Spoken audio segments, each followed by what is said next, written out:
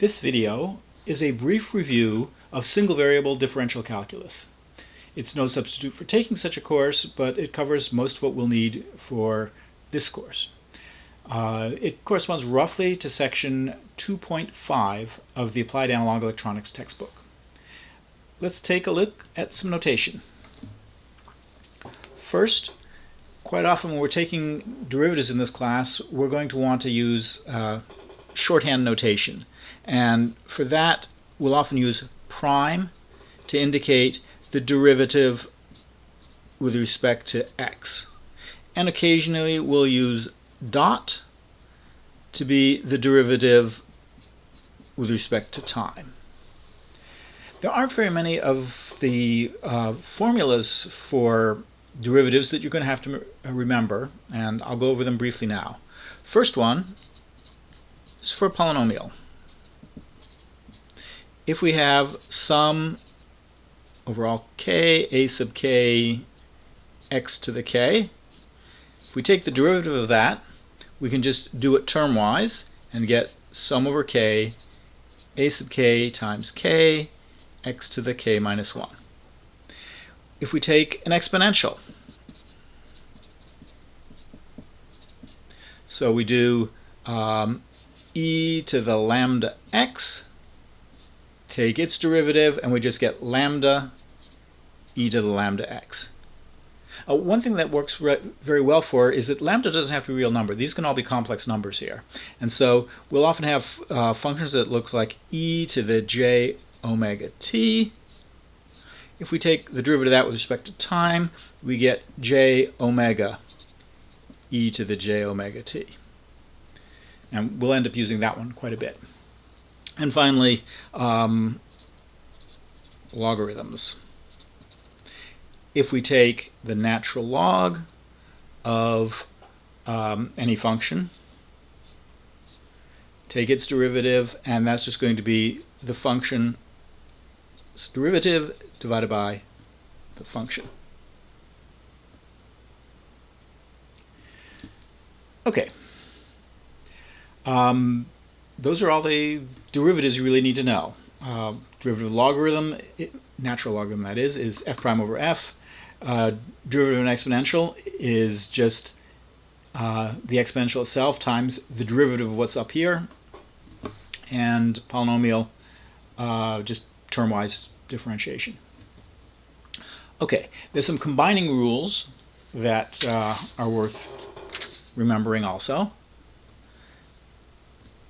And those are addition.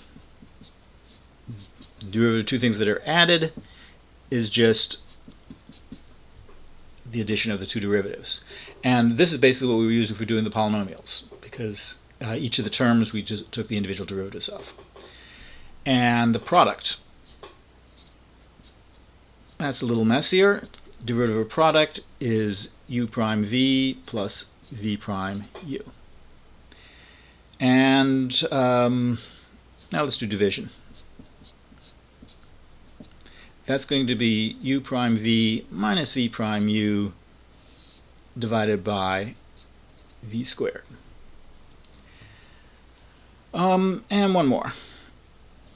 F of g of x, if we take the derivative of that, we're going to get f prime of g of x times g prime of x. That's known as the chain rule.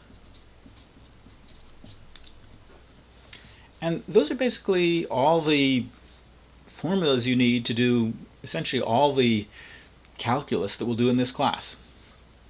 I'll do one example of where we use derivatives now, and another one we'll save for a later video. The one I'll do now is basic notion of any amplifier is the gain of the amplifier. And the gain of the amplifier, if we've got voltage coming in, voltage going out, we're going to just have the derivative of the output voltage with respect to the input voltage.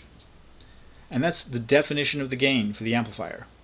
And nearly always we're going to want to use amplifiers in this class where the gain is constant.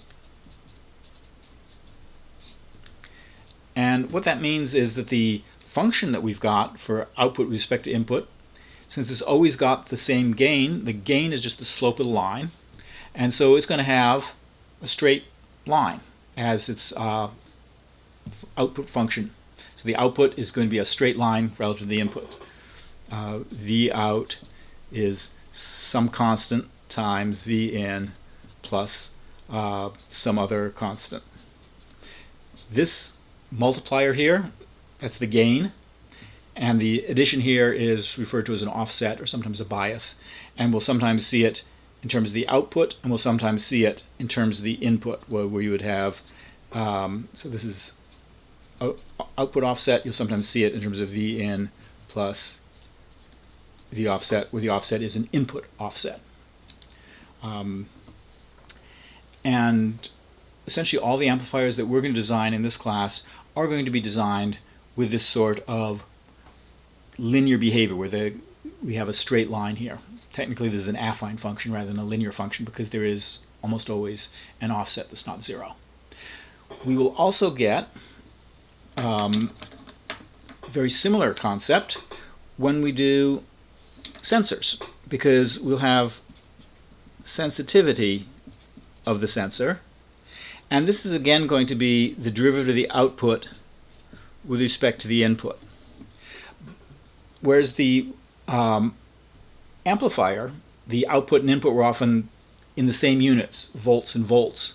With sensitivity for your sensors, they're almost never in the same units, because the point of a sensor is to change things from one physical quantity into something that we can measure and amplify electrically.